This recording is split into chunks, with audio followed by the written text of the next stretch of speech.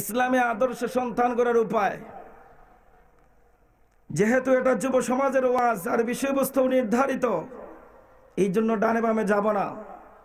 আপনাদের সামনে আদর্শ সমাজ, আদর্শ সন্তান কিভাবে গঠিত হয়, এই জন্য কোরআনে কারিম থেকে একটি আয়াতে কারিমা আপনাদের সামনে পাঠ করেছি। সহিহ বুখারী এবং মুসলিম শরীফ থেকে একটি হাদিস আপনাদের সামনে পাঠ করা হয়েছে। আল্লাহ পাক রব্বুল আলামিন যদি আমাকে তৌফিক দান করেন, তাহলে এই বিষয়ের উপর নির্ধারিত সময়ের ভিতরে কিছু আলোচনা করার জন্য চেষ্টা করব। মা তৌফিক ইল্লা বিল্লাহ। আজকে সমাজ বড় উন্নত, বড় ডিজিটাল। এক সময় মানুষ পাকা রাস্তা দেখে নাই, কাদা ফেকের মধ্যে হাঁটতে হয়েছে, গাড়ি ঘোড়ারও এক সময় অবস্থান ছিল না। আজকে গাড়ি বাড়ি সবগুলো উন্নত, ডিজিটাল। আমরা উন্নয়নের রোল মডেল হিসাবে আমরা পরিচিত। মধ্যমায়ের দেশ বাংলাদেশ হিসাবে আমরা স্লোগান দিচ্ছি, কিন্তু একটি বিষয় আমরা বড় অবহেলিত, তা হলো আমাদের সন্তানকে কিভাবে আমরা সুসন্তান হিসাবে গ্রহণ করব। সুসন্তান হিসাবে আপনার আমার সন্তানকে কেমনে গঠন করব, এই বিষয়ে বড় অবহেলিত। কারণ মুসলমানের কাছে সবচেয়ে বেশি পরিচয়, মুসলমানের সবচেয়ে বড় পরিচয় কি? আমরা মুসলিম, এটাই আমাদের পরিচয়। কোরআন আমাদের সংবিধান, ইসলাম আমাদের ধর্ম, আমাদের এগুলোর সাথেই মূল হলো পরিচিতি। কোন মুসলমান যদি দাবি করে আমি মুসলিম, কিন্তু মুসলমানদের নীতি নৈতিকতা থেকে বাহিরে কোরআনের মতো সংবিধান, মানব জাতির হেদায়েতের জন্য যে আল্লাহ কোরআন পাঠাইছেন, কোরআন থেকে যদি দূরে থাকে, নবীজির আদর্শ থেকে যদি দূরে থাকে, তাহলে কি প্রকৃত মুসলমান হবে না নামের মুসলমান হবে? নামের মুসলমান হবে। এই জন্য ভাইরা আমার, ইসলামে প্রত্যেকটা মানুষের ব্যক্তি জীবন, পারিবারিক জীবন, সামাজিক জীবন, আন্তর্জাতিক জীবন, সব কিছু ইসলামের মধ্যে আছে। একজন বিচারকের জন্য কি করণীয়, একজন শিক্ষকের জন্য কি করণীয়, একজন মা বাবার জন্য কি করণীয়, সন্তানদের মা বাবার ক্ষেত্রে কি করণীয়, সব বিষয়ে ইসলাম ধর্মের মধ্যে আছে। সব মানুষের চাহিদা, সব মানুষের প্রয়োজন, মরণ জন্মের পর থেকে নিয়ে মরণের আগ পর্যন্ত সব চাহিদা ইসলামের মধ্যে আছে। এই জন্য সকলে বলুন আলহামদুলিল্লাহ। পত্র পত্রিকার বিভিন্ন নিউজ দেখলে মাঝে মধ্যে বড় অবাক। কেমন নিউজ? এমনও ইতিহাস বাংলাদেশের পত্রিকায় প্রকাশিত হয় যে সন্তানের কাছে বাবা নির্যাতিত। এরকমের ঘটনা আপনারা শুনেন নাই? বাবা সন্তানের কাছে কি নির্যাতিত, মাকে বের করে দিচ্ছে ঘর থেকে। এমনও ঘটনা বাংলাদেশের মধ্যে আছে, নিজ সন্তান হয়ে বাবাকে হত্যা করেছে, নাউজুবিল্লাহ। গত কয়েক বছর আগে বাগেরহাটে একটা ঘটনা, একটা পত্রিকা পূর্বকুণ নামের একটা পত্রিকা, চট্টগ্রাম থেকে আসার পথে রেল স্টেশনে আমি খরিদ করেছি। সেই পত্রিকার মধ্যে দেখি বাগেরহাটের একটা ঘটনা। সন্তান তার বাবার কাছে চাইছে কিছু টাকা। সন্তান বেকার, টাকা পয়সা উপার্জন করে না। বাবা বলছে যে তুমি উপার্জন করে তুমি নাও, এত বড় হয়ে গেছে, তোমাকে আমি খোদ থেকে দিব। সন্তানের এটা বরদাস্ত হয় নাই, বাবার উপর রাগান্বিত হয়ে বাবার উপর অত্যাচার করে এক পর্যায়ে বাবা ইন্তেকাল করেছে, নাউজুবিল্লাহ। এরকমের বহু ঘটনা আমাদের আশেপাশে বিভিন্ন এলাকার মধ্যে চলতেছে। সন্তানের কাছে বাবা নির্যাতিত, মা নির্যাতিত। এই জন্য মা বাবার জন্য কিছু করণীয় বিধিবিধান আমার আল্লাহ কোরআনে কারিম এবং রাসূল সাল্লাল্লাহু আলাইহি ওয়াসাল্লামের আদর্শে তৈরি করে দিয়েছেন। কোনো মা বাবা যদি আল্লাহর রাসূলের আদর্শ অনুযায়ী তার সন্তানকে লালন পালন করে, আজকের মাহফিল থেকে আল্লাহ পাককে সাক্ষী রেখে এই কথা বলতে পারি, ওই সন্তান আপনার মাথার মধ্যে পিস্তল ধরবে না, আপনাকে ঘর থেকে বের করে দিবে না। ওই সন্তান মা বাবার উপর অত্যাচার করবে না, অবিচার করবে না। সন্তান যদি সুসন্তান হতে হয়, তাহলে বিশ্বনবীর আদর্শ ছাড়া কোনোভাবে সম্ভব নয়। এই জন্য নবীজির আদর্শ বড় দামি। এই জন্য মা বাবা সন্তানকে কেমনে লালন পালন করবেন, বড় বড় হুজুরদের কাছে দোয়া চায়, কয় হুজুর আমার সন্তানটা একদম কথা শুনে না, একটু দোয়া কইরা দেন। তো দোয়ায় কি সন্তানকে ঠিক করতে পারবো? দোয়া তো এতটুকু করতে পারবেই। স্বাভাবিকভাবে যদি একটা জিনিস হয়, যেমন নামাজ পড়ে না, দোয়া করলে নামাজ পড়বো, কিন্তু নামাজে গিয়া সূরা ফাতিহা দোয়া শিখাইব? দোয়ার মাধ্যমে কি সূরা ফাতিহা শিখতে পারবো? ওকে তো প্র্যাকটিক্যাল ভাবে সূরা ফাতিহা শিক্ষা দিতে হবে। ওযু আল্লাহ আমার সন্তানকে হুজুর একটু দোয়া করিয়েন, একটু নামাজি যাতে হয়। তো হুজুরের কথায় মসজিদে গেল, দোয়া করছেন, হুজুর মসজিদে গেল, কিন্তু ওযু করার ফরজ, ওযুর ফরজ 4টা, সুন্নতগুলো কিভাবে করবে? এগুলোর জন্য তো শিক্ষক লাগবে। এই জন্য সন্তান যদি আদর্শ সন্তান বানাইতে চান, আমার নবীজির আদর্শ 1 নম্বরে আসুন। সন্তান যদি আদর্শ সন্তান হয়, বাবা মা যদি সন্তান আদর্শ চায়, তাহলে 1 নম্বরে সন্তান চাইতে হবে আল্লাহর কাছে। কার কাছে? বাবার মাজারে গিয়ে সন্তান চাইবেন? বাবার মাজারে, উরুস শরীফ, বহু রকমের অপসাংস্কৃতিক গান বাদ্য আসরে সন্তান পাওয়া যায়? সন্তান চাইতে হবে কার কাছে? আল্লাহর কাছে। কেমনে, কার তরিকা? নবীগণ যেভাবে আল্লাহর কাছে সন্তান চেয়েছে। ইব্রাহিম আলাইহিস সালাতু ওয়াস সালাম 100 বছর বয়স হয়ে গেছে, সন্তানের কোনো খবর নাই। ইব্রাহিম আলাইহিস সালাতু ওয়াস সালাম আল্লাহর দরবারে দোয়া করে, প্রভু মনে আশা ছিল সন্তানের বাবা হব, কিন্তু এখনো তো আমি বৃদ্ধ হয়ে গেলাম, সন্তান তো আমার হয় নাই। ওগো আল্লাহ, কুরআনের ভাষায় আল্লাহ বলেন, রব্বি হাবলি মিনাস সালিহিন।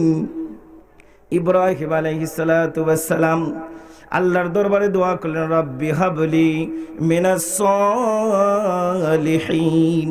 ওগো আল্লাহ, আমাকে একটা সন্তান দাও, আমাকে সন্তান দান করেন। হাবলি মানে হলো দান করা, উপটকন হাদিয়া। এই জন্য ইব্রাহিম আলাইহিস সালামের দোয়া আল্লাহ কবুল করলেন। 100 বছর বয়স হয়ে গেছে, বৃদ্ধ বাবা। আল্লাহ পাক রব্বুল আলামিন ইব্রাহিম আলাইহিস সালামের দোয়া কবুল করলেন। আর আদম সন্তানদেরকে শিক্ষা দিলেন, হে আদম সন্তানেরা, নবীরা যেভাবে সন্তানের জন্য আমার কাছে চায়, আমার কাছে দোয়া করে, ঠিক তদ্রূপ তোমরাও আল্লাহর কাছে সন্তান চাও। আমাদের দেশের মধ্যে একটা পলিটিক্স ব্যবসা, বড় গরম গরম ব্যবসা। মাজারে খসি নিয়ে যায়, গরু নিয়ে যায়, অনেক সময় গর্ব, অনেক সময় মহিলারা পেট লাগায়। এই যে বাবার পাথর আছে না, এখানের মধ্যে পেট লাগায় গোসা দেখো, বাবা একটা সন্তান দাও। নাউজুবিল্লাহ বলেন। বাবার মাজার থেকে কি সন্তান হবে? সন্তানের মালিক কে? এই জন্য আল্লাহ বলেন, ইয়াহাবু লিমান ইয়াশাউ ইনাসা ওয়া ইয়াহাবু লিমান ইয়াশাউ যুকুর। আল্লাহ রাব্বুল আলামিন বলেন, হে পৃথিবীর মানুষ, তোমরা আমার কাছে চেষ্টা করলেও সন্তান নিতে পারবে না, কারণ আমি আল্লাহ হলাম সন্তান দেনেওয়ালা। আমি যাকে চাই কন্যা সন্তান দান করি, আবার যাকে চাই ছেলে দেই, যাকে চাই উভয় দেই, ছেলেও দেই মেয়েও দেই। আও যাওবিজুহুম যুকরানা ওয়া ইনাসা, যাকে খুশি আমি ছেলেও দেই মেয়েও দেই, যাকে খুশি আমি বাজা রাখি, কিচ্ছু দেই না। তাহলে এই আয়াতের মাধ্যমে আমরা বুঝতে পারি কি, সন্তান দেওয়ার মালিক হলেন আল্লাহ। আল্লাহ যাকে খুশি সন্তান দিবেন, যাকে খুশি শুধু ছেলে দিবেন, যাকে খুশি শুধু মেয়ে দিবেন, যাকে খুশি ছেলেও দিবেন মেয়েও দিবেন, যাকে খুশি সন্তান দিবেন না। এই ক্ষমতা কার? আল্লাহর। সন্তান দেওয়ার মালিক আল্লাহ, আল্লাহর কাছে চাইবেন। বাবার মাজারে গেলে সন্তান পাওয়া যায় না, বাবার মাজারে গেলে গাজার গন্ধ, গাঞ্জা, মদের নিশা, এগুলো, চুল জট, একদম লম্বা লম্বা কুবরা অবস্থা, ভয় লাগে। এত সুন্দর বাবা, কাছেও যাওয়া যায় না দুর্গন্ধের জন্য। ওই বাবাকে সন্তান দিতে পারবে? এই জন্য সন্তান চাইতে হবে 1 নম্বরে কার কাছে? আল্লাহর কাছে। আচ্ছা মানলাম বাবার মাজার থেকে সন্তান আনা গেছে। আচ্ছা অনেক মানুষের আছে না এই যে ছোট্ট শিশু জন্মের পরে মারা গেছে, আছে না? অনেক শিশু জন্মের পরে কয়েকদিন পরে মারা যায়, 2 বছর 3 বছর 4 বছর পরেও মারা যায়, অনেক সময় 10 বছর বয়সেও কি মারা যায়। বাবার কাছ থেকে সন্তান যদি আনেন, তো এই সন্তান কিছুদিন পরে মারা যায় কেন? এই সন্তান মারা যায় কেন? বাবাকে বলিয়ে রাখতে পারেন না? সন্তান তো দেওয়ার মালিক তিনি, যিনি দিতেও পারেন নিতেও পারেন, যিনি দিতেও পারেন নিতেও পারেন। ওই জন্য আল্লাহর কাছে সন্তান চাওয়া, আল্লাহর কাছে সন্তান চাইলে আল্লাহ আপনার জন্য মঙ্গলজনক হইলে সন্তান দিবেন, আর না হলে পরীক্ষা সমতুল্য আপনাকে সন্তান দিবেন না। এরকম বহু মানুষ আছে যার সন্তান নাই, বহু টাকা পয়সা বাড়িঘর কোনো কিছুর অভাব নাই, কিন্তু ছেলে মেয়ে নাই। কারণ সন্তান দেওয়ার চাবি হলো কার কাছে? আল্লাহর কাছে। ভাইরা আমার, বন্ধুগণ আমার, এই জন্য কোন মানুষ যদি তার সন্তানকে সুসন্তান বানাইতে চায়, তাহলে কোন মা বাবা যদি তার সন্তানকে সুসন্তান বানাইতে চায়, তাহলে সন্তান চাইতে হবে আল্লাহর কাছে, যেভাবে আম্বিয়া কেরাম নবী রাসূলগণ চেয়েছেন। আল্লাহর নবী বিশ্ব নবী বলেন, সন্তান পৃথিবীতে আসার পূর্বে কুল্লু মাউলুদিন ইউলাদু আলাল ফিতরাতি ফাবাওয়াহু ইউহাউবিদানিহি আও ইউনাসসিরানিহি আও ইউমাজ্জিসানিহি। প্রত্যেকটি নবজাতক শিশু পৃথিবীর মধ্যে আসার পরে তার মা বাবার কৃষ্টি কালচারে, তার মা বাবার চরিত্র স্বভাবের কারণে সন্তান ইহুদি খ্রিস্টান নাসারা হয়ে যায়। এই হাদিস থেকে স্পষ্ট বোঝা যায় যে মা বাবা যদি খারাপ আচরণের হয়, মা বাবা যদি বেনমাজি হয়, মা বাবা যদি হারাম করো হয়, সুদ করো হয়, ঘুষ করো হয়, তাহলে ওই সন্তানের উপরে এর প্রভাব পড়ে। শিশু তো জন্মের পরে কোনো দোষ নাই, নবজাতক শিশু, কিন্তু ওই মা বাবা যে দোষী, ওই দোষটা সন্তানের উপর পড়ে। এই জন্য আদর্শ সন্তান আল্লাহর কাছে চাইতে হলে, আদর্শ সন্তান আপনি উপহার সমাজকে দিতে হলে, আপনার মা বাবা যারা আছেন তারাও ঠিক থাকতে হবে। মা বাবা যদি ঠিক থাকেন, সন্তানও কি হবে? ঠিক হবে। আমাদের সিলেটের ভাষায় একটা কথা আছে, গাছ ভালো হলে, বিচি ভালো হলে গাছ ভালো হয়, আর গাছ ভালো হলে কি ফল ভালো হয়, জমিন ভালো হলে চাষ ভালো হয়, জমিন ভালো হলে কি চাষ ভালো হয়, আর গাই ভালো হলে ঘি ভালো হয়। আছে না? তেঁতুল বৃক্ষ থেকে সমষ্টি ফল আশা করা যায় না। তেঁতুল গাছ থেকে কি পাকা আম ধরবনি? আর পেঁপে গাছের মধ্যে কি গেলে ওই জাম ধরবো? হ্যাঁ, ধরবে না। তেঁতুল বৃক্ষ থেকে সমষ্টি ফল আশা করা যায় না। তেঁতুল গাছ থেকে তেঁতুলই হয়, আম গাছ থেকে আম হয়। ওই জন্য সন্তান যদি আদর্শবান বানাইতে চান, তাহলে মা বাবা আদর্শবান হতে হবে। মা বাবা আদর্শবান হতে হবে। কেমন ভাবে আদর্শ? মার পেটে যখন সন্তান আসলো, সন্তান আসার পরে আমাদের দেশের ডিজিটাল মা বোনেরা টিভির সামনে বসে সারাদিন সময় কাটায়, টিভির সামনে স্টার জলসা আরো বহু রকমের অনুষ্ঠান টিভির সামনে বসে বসে দেখতেছে, সময় কাটাইতেছে। ওই সন্তান জন্মের পরে এই ছোট্ট শিশু মোবাইলের জন্য কাঁদে, হা হা মোবাইল মোবাইল মোবাইল, অস্ত্র অস্ত্র। এগুলোর দুষ্কার। এই যে আপনি সন্তানকে পেটের মধ্যে রাখিয়া টিভির সামনে বইয়া ফাইট শুটিং এগুলো শিখাইছেন, এখন জন্মের পরে কয় মোবাইলের জন্য কাঁদে। মোবাইল না, মানে গান শুনবো। কি শুনবো? গান। আবার কয় যে আমাকে বন্দুক কিনে দিতে হইব, কারণ পেটের মধ্যে সন্তান থাকা অবস্থায় টিভির সামনে সারাদিন বসে রয়েছে। এই জন্য সন্তানের উপর একটা প্রভাব পড়ে। এই জন্য বিশ্ববিখ্যাত আব্দুল কাদের জিলানী রহমতুল্লাহ আলাইহির মায়ের জীবনী থেকে আমাদের মা বোনদের শিক্ষা নেওয়া দরকার। আব্দুল কাদের জিলানী রহমতুল্লাহ আলাইহি ছোট্ট শিশু মক্তবে হুজুরের সামনে গিয়ে হুজুর বলতেছে পড়ো। আব্দুল কাদের জিলানী কয় হুজুর কি পড়বো? বলে বাবা আউযুবিল্লাহ বিসমিল্লাহ শুরু। আউযুবিল্লাহ পড়ো, বিসমিল্লাহ পড়ো। কয় হুজুর আউযুবিল্লাহ বিসমিল্লাহ তো আমার মুখস্থ। কয় হ্যাঁ বেটা, আউযুবিল্লাহ বিসমিল্লাহ করতে মুখস্থ করে আইছস? কয় হুজুর আর শুধু আউযুবিল্লাহ বিসমিল্লাহ না, আপনি আমার একটা পড়া ধরেন, আমি আপনাকে একটু শোনাই। কয় আচ্ছা ঠিক আছে শোনাও। শোনাইতে শোনাইতে 18 পারা কোরআন শোনাইয়া দিয়েছে। সুবহানাল্লাহ। আটার উপরে কোরআন শরীফ শোনাইয়া দিল। হুজুর কইরে বাবা আব্দুল কাদের, আটার উপরে কোরআন শরীফ তুমি কেমনে শুনাইলা? হুজুর, আমি যখন আমার মায়ের পেটের মধ্যে ছিলাম, আমার মা টিভি বিসিডি বিসিআর এর সামনে বসে নাই। আমার মার গর্ভে যখন আমি ছিলাম, আমার মা গর্ভধারণ করা অবস্থায় কোরআনুল কারীমের তেলাওয়াত করেছেন। কোরআনে কারীমের তেলাওয়াত করা অবস্থায় আমি পেটের মধ্যে থেকে ওই কোরআনের তেলাওয়াত শুনেছি। আর শুনতে শুনতে মায়ের পেটে থাকা অবস্থায় 18 পারা কোরআন মুখস্থ হয়ে গেছে। 18 পারা কোরআন শরীফ মুখস্থ। এই জন্য মা বাবা যদি ঠিক থাকে, সন্তানও ঠিক হয়। আর মা বাবা যদি টিভি মার্কা বিসিআর মার্কা হয়, সন্তান জন্মের পরে কয় একটা পিস্তল দাও, আগে মা কারে গুলি করে কয় ঠাস করে লন। এটা শিখাইছে কেটা? এই মা আগে নিজেই প্র্যাকটিস করে লইছে। এই জন্য আদর্শ সন্তান এটা শুধু একজন মা বাবার জন্য গর্ব অহংকারের বিষয় নয়। আদর্শ সন্তান একটা এলাকার সম্পদ। সম্মানিত উপস্থিতি, আমাদের আজকের এই মাহফিলের প্রধান অতিথি এবং আমাদের মাঝে এসে উপস্থিত হয়েছেন, আপনাদের সামনে এই ঘোষণাটুকু আমরা দিচ্ছি। প্রধান অতিথি আমাদের মাঝে অবস্থান করছে। এই জন্য আদর্শ সন্তান শুধু একটা মা বাবার জন্য আনন্দের বিষয় না। আদর্শ সন্তান একটা এলাকার জন্য গর্ব। আদর্শ সন্তান একটা ইউনিয়নের জন্য গর্ব, একটা থানা উপজেলার জন্য গর্ব। একটা আদর্শ সন্তান একটা দেশের সম্পদ। জোরে বলেন ঠিক কিনা? ভাইরা আমার, আদর্শ সন্তানের এত দাম।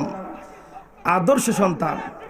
এই জন্য আল্লাহ রাব্বুল আলামিন বলেন, ইয়াহাবু লিমান ইয়াশাউ ইনাসা ওয়া ইয়াহাবু লিমান ইয়াশাউ যুকুর আও ইউযাওিজুহুম যুকরানা ওয়া ইনাসা ওয়া ইয়াজআলু মান ইয়াশাউ আকীমা। হে দুনিয়ার মানুষ, আমি তোমাদেরকে যাকে খুশি তাকে আমি কন্যা সন্তান দান করি, যাকে খুশি আমি ছেলে দেই, যাকে খুশি আমি কন্যাও দেই ছেলেও দেই, যাকে খুশি আমি কন্যা ছেলে কিছুই দেই না, বাজা রাখি। এখন অনেকেই বলে লক্ষ্য করুন, অনেকেই বলে কই ইসলাম নারী জাতিদেরকে ঠকাইয়া দিছে। ইসলাম নারীদেরকে কি করছে? ঠগাইছে।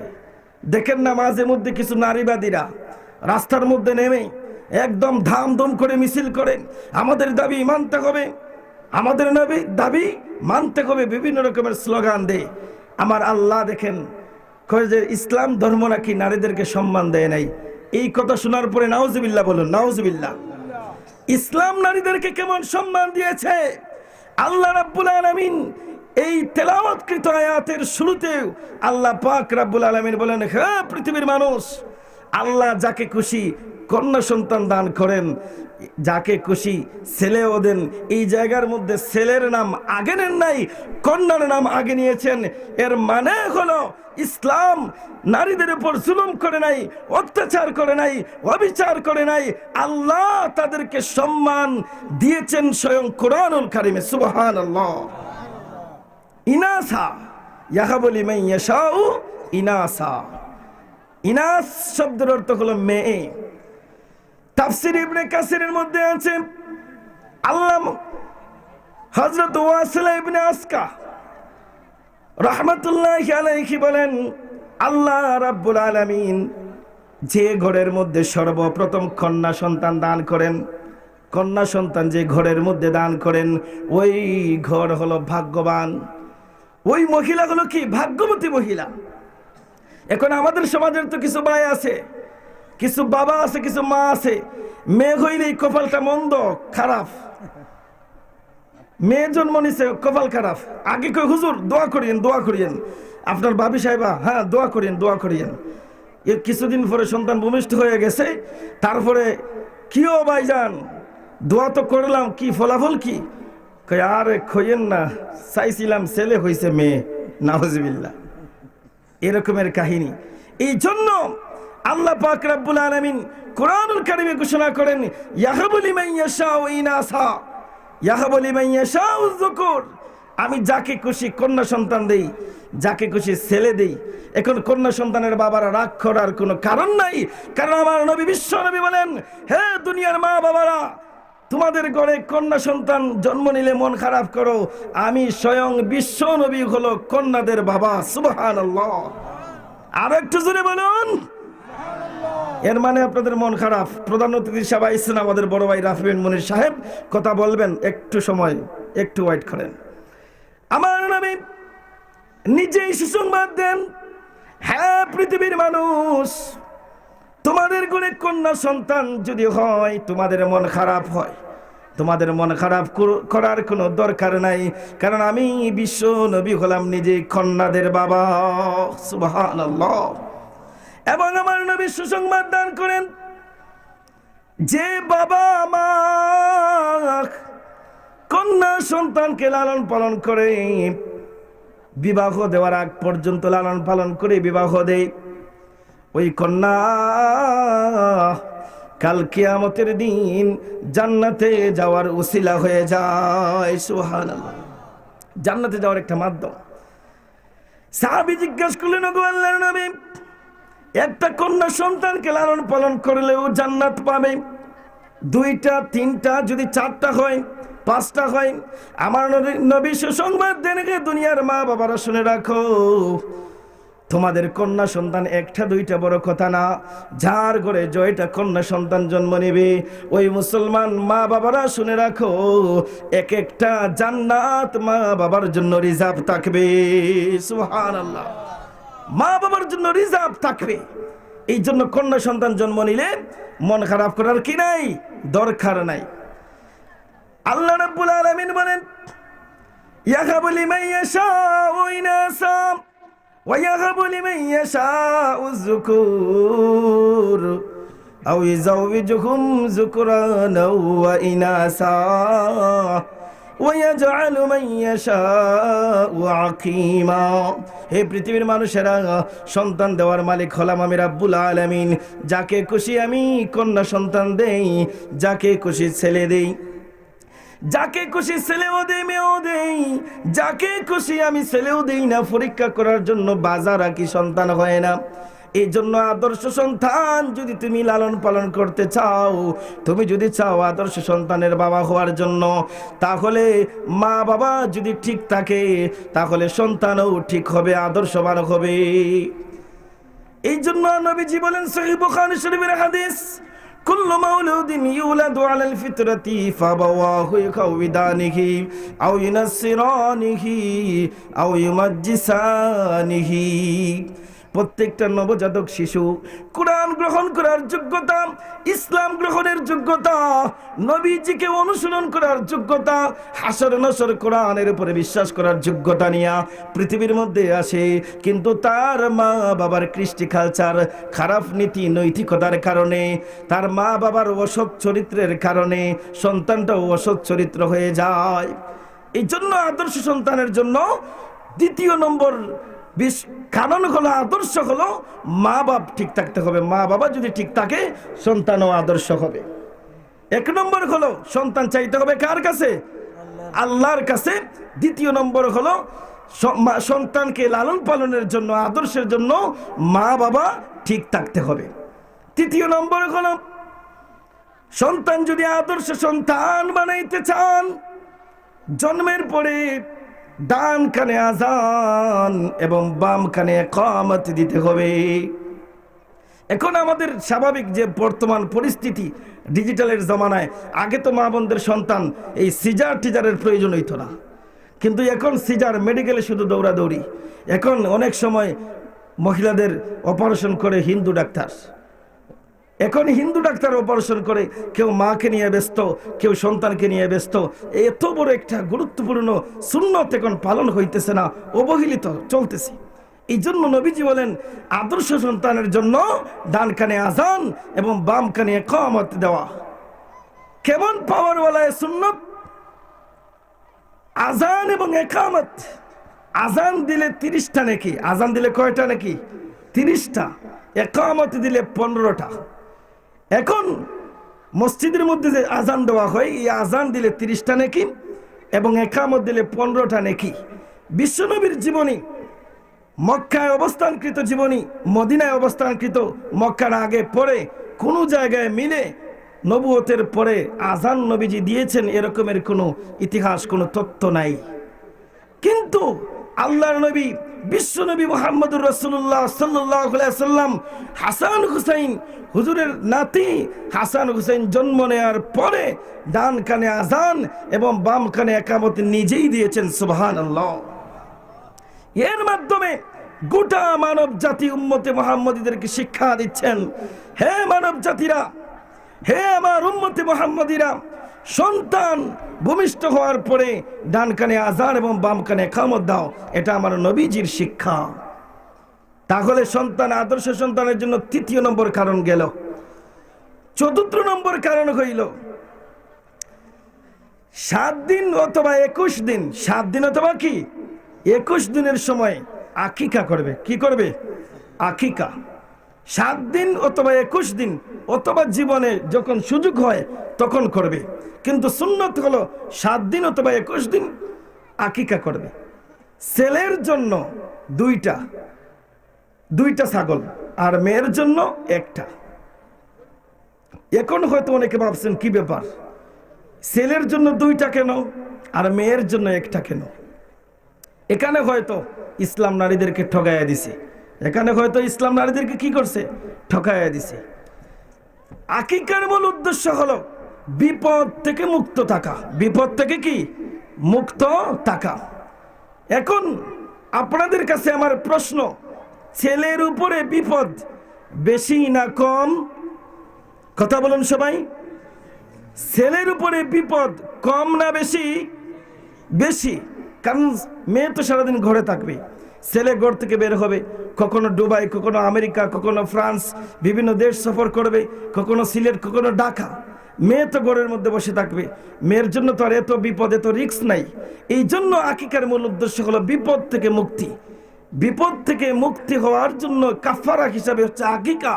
ছেলের উপরে যেহেতু বিপদ আসার সম্ভাবনা বেশি, ওই জন্য ছেলের পক্ষ থেকে 2টা ছাগল আর মেয়ের পক্ষ থেকে 1টা ছাগল। কারণ একটা মেয়ে জন্মের পর থেকে নিয়ে দায়িত্ব হলো মা বাবা লালন পালন করবে, বিয়ে শাদীর পরে স্বামী লালন পালন করবে। স্বামীর যদি দুনিয়ার মধ্যে না থাকে তাহলে সন্তান লালন পালন করবে। এত সুখ, এত শান্তি একটা মেয়েকে কে দিয়েছে? আল্লাহ দিয়েছে, ইসলাম ধর্ম দিয়েছে, কোরআন দিয়েছে, নবীজির আদর্শ দিয়েছে। কিন্তু আজকে আমাদের সমাজের কিছু অগ্রপন্থীরা নারীবাদী স্লোগান দিয়ে ইসলাম নারীদেরকে ঠকাইয়া দিছে। এই চিন্তা চেতনার মধ্যে কোনো মা বোন দয়া করে পড়বেন না, কারণ নারী জাতিকে ইসলাম এত সম্মান দিয়েছে। আজকের এই নারী জাতি, তারা তো হলেন হযরত আসিয়া রাদিয়াল্লাহু তাআলা আনহার উত্তরসূরি। ফেরাউনের ঘরে স্ত্রী থাকা সত্ত্বেও 1 ইঞ্চি পরিমাণ ফেরাউনকে খোদা বলে নাই, আল্লাহর ইবাদত করেছে। আজকের এই নারী জাতি হলো হযরত আয়েশা সিদ্দিকা রাদিয়াল্লাহু তাআলা আনহার উত্তরসূরি, যার থেকে 200 হাদিস পর্যন্ত বর্ণিত আছে। আজকের এই নারী জাতি হলো হযরত খাদিজাতুল কুবরা রাদিয়াল্লাহু তাআলা আনহার উত্তরসূরি। সর্বপ্রথম বিশ্বনবী মুহাম্মদুর রাসূলুল্লাহ সাল্লাল্লাহু আলাইহি সাল্লামের উপরে মহিলাদের থেকে সর্বপ্রথম ঈমান এনেছেন, নিজের সমস্ত সম্পদকে আল্লাহর নবীর হাতে সুপর্দ করে দিয়েছেন। আজকের এই নারী জাতিকে বিভিন্ন কৃষ্টি কালচার, ইউরোপীয় কৃষ্টি কালচার, বিদেশি কৃষ্টি কালচারের মাধ্যমে ঘরের নারী জাতিদেরকে বাহিরে, রাস্তায়, হকারে, বিভিন্ন জায়গায় নেওয়ার জন্য ষড়যন্ত্র করা হচ্ছে, অথচ ইসলাম এগুলোকে কোনোদিন সমর্থন করে না। ভাইরা আমার, বন্ধুগণ আমার, এই নারী জাতিদেরকে এত সম্মান ইসলাম দিয়েছে। আমার নবীজি যখন দুনিয়ার মধ্যে এসেছেন, নবীজি আসার পূর্বে এই নারী জাতির কোনো মূল্য ছিল না। ঘরের খাটের মূল্য ছিল, চকি, পালং, গ্লাস, জগের মূল্য ছিল, নারী জাতির মূল্য ছিল না। এই নারী জাতি নিষ্পেষিত, নির্যাতিত, মজলুম, অত্যাচারিত ছিল। আমার নবীজি যখন দুনিয়ার মধ্যে আসলেন, আসার পরে ইসলাম ধর্মের সূচনা, ইসলাম শান্তির ধর্মের পয়গাম যখন ছড়িয়ে পড়ছে, তখন আমার নবীজির মাধ্যমে সূরা বাকারার 128 নং আয়াতে আল্লাহ পাক নিজেই ঘোষণা করেছেন, ওয়ালাহুন্না মিসলুল্লাযী আলাইহিন্না বিল মারুফ। হে দুনিয়ার পুরুষেরা, তোমরা নারী জাতির উপর জুলুম করবে না, নারী জাতির উপর অত্যাচার করবে না। একজন পুরুষের যেভাবে নারী জাতির উপর অধিকার রয়েছে, একজন নারীরও পুরুষের উপর অধিকার রয়েছে। সুবহানাল্লাহ। এই জন্য নারী জাতিকে ইসলাম ঠকায় নাই। এই জন্য নারী জাতিরা মন ভাঙবেন না। আপনারা হচ্ছেন নবী, ওলি, রাসূলগণের মা। আপনাদের ঘর থেকেই বড় বড় ওলিয়া উলিয়া গৌস কুতুবদের জন্ম। এই নারী জাতিদেরকে বিভিন্ন রকমের অপচেষ্টা চালিয়ে, অপসংস্কৃতি, বিজাতীয় কৃষ্টি কালচারের মাধ্যমে রূপ দিয়ে আজ ঘর থেকে বের করে নেওয়া হচ্ছে। বিভিন্ন জায়গায় লক্ষ্য করে দেখুন, এখন ক্যাশিয়ার, দোকানের মধ্যে মাজন মহিলা, রাস্তাঘাটে বহু জিনিস। এগুলো লম্বা আলোচনা, এগুলো বলতেছি না। মূল আলোচনার দিকে আসুন যে আদর্শ সন্তান যদি আপনি চান, তাহলে ৪র্থ নম্বরের একটা কারণ হইল যে আকিকা করা। আদর্শ সন্তানের জন্য কি করা? আকিকা। ছেলের জন্য 2টা ছাগল আর মেয়ের জন্য কি? 1টা ছাগল। এই সুন্নতের প্রতি আমরা অবহেলিত। এই জন্য এই সুন্নত আমাদের বাস্তবায়ন চাই। যাদের তৌফিক আছে, সুযোগ আছে, এটা করে না, জন্মদিবস পালন করে। কি দিবস? ছেলে হইছে, প্রত্যেক বছর দেখবেন এই 1 তারিখে কেক আনতেছে। ওহ, বিরিয়ানির পার্টি রে, আড্ডা, গান বাজনা। আমার ছেলের মোমবাতি জ্বালায় এই জন্মদিবস, জন্মবার্ষিকী। কে বলছে জন্মবার্ষিকী? আপনার সন্তানকে এখনো জন্মের পরে আপনি আকিকাও করেন নাই। এই জন্মবার্ষিকীর কোনো মূল্য আছে? জন্মবার্ষিকী, মৃত্যুবার্ষিকী, এগুলো ইসলামের মধ্যে নাই। এগুলো হলো সংস্কৃতি, এগুলো হলো নামের, দেখতে সুন্দর, কিন্তু ভিতরে কি 12টা বাজাই। এই জন্য আগে কি করবেন? এই সুন্নতগুলোর উপর ফলো করবেন। ইনশাআল্লাহুল আজিজ আপনার সন্তান দুশ্চরিত্র, সমাজের জন্য কলঙ্ক, বখাটে, ইফতিজার, বেপরদা, চোর, ডাকাত, বদমাশ হবে না ইনশাআল্লাহ। নবীজির এই আদর্শগুলো যদি মা বাবা আপনারা পালন করেন, বাস্তবায়ন করেন, এই সন্তান আপনার জন্য যেমন সুসন্তান, সৌভাগ্যের কারণ হবে, আনন্দের কারণ হবে, গোটা দেশের জন্য আনন্দের কারণ হবে। ঠিক কিনা? এই জন্য ভাইয়েরা আমার ৪র্থ নম্বর কারণ গেল। ৫ম নম্বর কারণ আদর্শ সন্তানের জন্য, আইয়ুহসিনা আদাবাহু ওয়া ইউহসিনা ইসমাহু। আদব শিক্ষা দিবে। আদব শিক্ষার এই হাদিসে নামের কথা বলা হয়েছে। সুন্দর একটা নাম রাখবে। নামটা যেহেতু আগে, এই জন্য নামের কথা বলতেছি। নাম, সুন্দর একটা নাম রাখা। নাম হলো 3 প্রকার। নাম হলো কয় প্রকার? 3 প্রকার।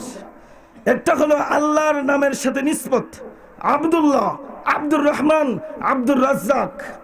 2য় নম্বর হলো বিশ্বনবীজির নামের 4 অক্ষরের সাথে মিলিত, মুহাম্মদ, মাহমুদ, হুযায়ফা।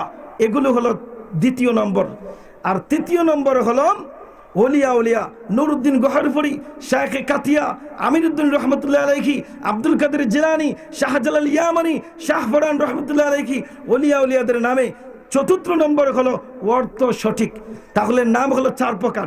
1 নম্বর হলো আল্লাহর সাথে নিসবত, 2য় নম্বর হলো নবীজির নামের অক্ষরের সাথে মিলিত, 3য় নম্বর হলো ওলিয়া উলিয়াদের নামের সাথে সম্পৃক্ত, আর 4র্থ নম্বর হলো অর্থ সঠিক। এখন আমাদের দেশে নাম রাখছে বেবি। নাম রাখছে কি? মেয়ের নাম বেবি রাখছে। এখন বাহির হয়েছে, শ্বশুর বাড়ি যাইব। কই যাইব? বাবা যাইব শ্বশুর বাড়ি। এখন মেয়েকে কইতেছে, দেখতো মা, বেবি বেবি আইসেনি, বেবি বেবি আইসেনি। এখন আরেকজন কয়, কি ব্যাপার, বেবি বেবি ডাকতেছেন কারে? আরে বেবি বেবি ডাকতেছি কারে জানেন? এ তো আমার মেয়ের নাম বেবি, ও তো গাড়ি না, ওই বেবি কি ডাকতেছি। এই যে মেয়ের নাম কি দিছে? বেবি।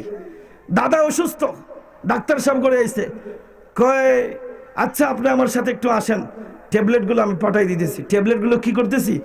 পাঠিয়ে দিতেছি। এখন নাতিকে ডাকতেছে, দাদা, কয় ট্যাবলেট ট্যাবলেট। ডাক্তার সাহেব কয়, কি ব্যাপার, ট্যাবলেট ট্যাবলেট এখানে ডাকেন কে? আমি ট্যাবলেট তো দোকানে রেখে আইছি।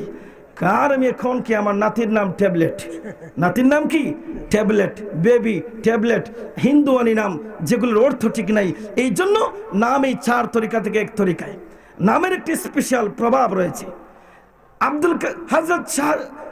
হযরত তানবী রহমাতুল্লাহ আলাইহির কিতাবের মধ্যে আছে, একটা ছেলের নাম রাখছে মুসা কালিমুল্লাহ, একজনের ছেলের নাম কি রাখছে মুসা কালিমুল্লাহ। এখন এই ছেলেটা কিছুদিন পর পর অসুস্থ হয়, মা বাবা ডাক্তার দেখাইতে দেখাইতে হয়রান পেরেশানি হয়ে গেছে। এত পেরেশানি, কি রে অসুস্থ কমে না, ডাক্তারের কাছে গেলে কই আর মেয়ের কোনো রোগ নাই, কি নাই কোনো রোগ নাই, কিন্তু অশান্তি, সবসময় কাঁদে, চিৎকার মারে, অশান্তি বিরাজ করে তার ভিতরে। যাও ও হুজুরের কাছে যাও। হযরত তানবী রহমাতুল্লাহির কাছে পাঠাইলো। হুজুরের কাছে যখন আইছে, তোমার ছেলের নাম কি? মুসা কালিমুল্লাহ। মুসা কালিমুল্লাহ, আচ্ছা আজকে থেকে তার নাম হলো সালিমুল মুসা, ঠিক আছে কালিমুল্লাহ, আজকে থেকে তার নাম হলো শুধু সালিমুল্লাহ, আজকে থেকে শুধু কি সালিমুল্লাহ। বাড়িতে যাওয়ার পরে সন্তান আগের চেয়ে খুব ভদ্র, খুব নম্র, দুষ্টামি নেই, খুব ভালো। মা কয় কি ব্যাপার, স্বামীরে কয় কি ব্যাপার, হুজুর কি ঔষধ দিল? হুজুর কি ঔষধ দিছে? একটা তাবিজও দিল না, একটা ফানি ফোড়াও দিল না, তেল ফোড়াও নাই, ছেলেটি এত ভালো কেমন হইল? আবার একটু খোঁজ নেন, নাস্তা টাস্তা বানিয়ে দিছে হুজুর, হুজুরের কাছে নাস্তাগুলো নিয়ে যান, গিয়ে একটু বলে হুজুর কি চিকিৎসা করছেন আপনি? হুজুরের কাছে স্বামী আইছে, হুজুর বিয়াদবি মাফ করবেন, কয়েকটা কথা। বলে কি? বলে আমার ছেলে বড় দুষ্ট ছিল, সবসময় অসুস্থ হয়ে যায়, কিন্তু আপনি কি যে ঔষধ দিলেন, এখন আমার ছেলে তো পরিপূর্ণ সুস্থ হয়ে গেছে। কয় ঔষধটা কি দিছেই এটা কি বলবো? কয় এটা না বললে আমার স্ত্রী আবার আমার ঘরে বাদ দিব না, আপনি একটু আমার বলে দেন। কিছু স্বামী আছে না, স্ত্রীর একদম আজরাইলের মতো ভয় পায়, আছে না? হ্যাঁ, এরকম আছে। এই জন্য এখন হুজুর বলল, আচ্ছা তোমার ছেলের নাম ছিল মুসা কালিমুল্লাহ। মুসা কালিমুল্লাহ কি পাওয়ারওয়ালা জানো? যে ছোট্ট কালে থাকা অবস্থায় ফেরাউনের গালে থাপ্পড় দিছে, ঠিক কিনা? ফেরাউনের গালে থাপ্পড় দিছে না?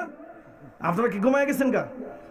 ফেরাউনের গালে থাপ্পড় দিছে। এই নামের বড় প্রভাব, অশান্তি, সবসময় গরম, ফেরাউনের মতো মানুষ খুঁজবো, খালি থাপ্পড় দেওয়ার জন্য অশান্তি করবে, এই জন্য নামটা পাল্টে দিছে সালিমুল্লাহ, ওই জন্য সে সুস্থ হয়ে গেছে। সুবহানাল্লাহ, এটা হলো নামের প্রভাব। হযরত আবু হানিফা রাহমাতুল্লাহ আলাইহির জামানায় একজন শিয়া গুরার নাম রাখছে, একটার নাম রাখছে আবু বকর, আরেকটার নাম রাখছে উমর। নাউজুবিল্লাহ বলেন। আবু বকর এবং উমর নামে দুইটা গুরার নাম রাখছে। একদিন ওই শিয়া মানুষটা কাছে গেছে, গুরাকে খাওয়াইতেছে, খাওয়ানো অবস্থায় উমর নামে যে গুরা আছে এটা লাথি দিছে, লাথি দেওয়ার সাথে সাথে ওই শিয়া শেষ, বাতাস বাইর হয়ে গেছে। এখন আবু হানিফা রাহমাতুল্লাহ আলাইহির কাছে একজনে সংবাদ দিল, হুজুর খবর পাইছেন নি? বলে কি? কয় এই যে লোকটা সাহাবায়ে কেরামদেরকে কষ্ট দেওয়ার জন্য, মুসলমানদের কলিজায় আঘাত দেওয়ার জন্য ঘোড়ার নাম আবু বকর এবং ওমর রাখছিল, একটা ঘোড়া ওই শিয়াকেই লাথি দিয়ে হত্যা করে ফেলেছে। আবু হানিফা রাহমাতুল্লাহ আলাইহি কয়, আচ্ছা কোন ঘোড়াটা দিছে? মনে হয় উমরই দিছে। মনে হয় কি দিছে? উমরই দিছে। খোঁজ নিয়ে দেখে যে ঠিকই বাস্তব, উমর যার নাম রাখছিল এই উমরই লাথি দিছে। কারণ উমর হলো এমন এক ব্যক্তি যার নাম শুনলে আজও কাফের বেঈমানদের অন্তরে ভূমিকম্প শুরু হয়, আর নাম রাখছে গুরার নাম উমর, এটা কি সহ্য করতে পারে? পারে না, ওই জন্য লাথি দিছে, শেষ। এই জন্য আদর্শ সন্তান, যদি আপনার সন্তানকে আপনি বানাইতে চান, তাহলে নামটাকেও শুদ্ধ দিতে হবে, সঠিক দিতে হবে। আরেকটা আদর্শ হলো আদব শিক্ষা দেওয়া। আদব মানে ভদ্রতা। ভদ্রতা কেমনে আসবো? ভদ্রতার ব্যাখ্যা আমার নবীজি অন্য হাদিসের মধ্যে বলেন, ক্বালা রাসূলুল্লাহ সাল্লাল্লাহু আলাইহি সাল্লাম, মুরু আওলাদাকুম বিসসালাতি ওয়া হুম আবনাউ সাবঈ সিনিনা ওয়াদরিবুহুম আলাইহা ওয়া হুম আবনাউ 10 আও কামা ক্বালা আলাইহিস সালাতু ওয়াস সালাম। বিশ্বনবী মুহাম্মদুর রাসূলুল্লাহ সাল্লাল্লাহু আলাইহি সাল্লাম বলেন, হে আদম সন্তানেরা, তোমরা যদি তোমাদের সন্তানকে সুসন্তান বানাইতে চাও, তাহলে ওই সুসন্তান বানানোর জন্য তোমাদের শিশুর বয়স যখন 7 বছর হবে, তখন তাদেরকে নামাজের শিক্ষা দাও। কিসের শিক্ষা? নামাজের শিক্ষা দাও।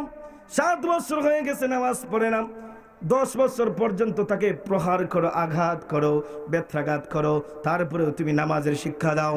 যে সন্তান 7 বছর বয়সে নামাজ শিখবে, 10 বছরের বয়সের মধ্যে নামাজের পাবন্দি করবে, 5 ওয়াক্তের নামাজ পড়ে, ওই সন্তান ইফতিজার হতে পারে না, চোর ডাকাত বদমাশ হতে পারে না, ঠিক কিনা?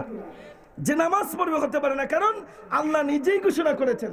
ভাই সাটা নাইনি, আল্লাহ নিজেই ঘোষণা করেছেন, ইন্নাস সালাতা তানহা আনিল ফাহশাই ওয়াল মুনকার, নিশ্চয়ই নামাজ অশ্লীলতা থেকে বিরত রাখে, ফাহশা থেকে বিরত রাখে।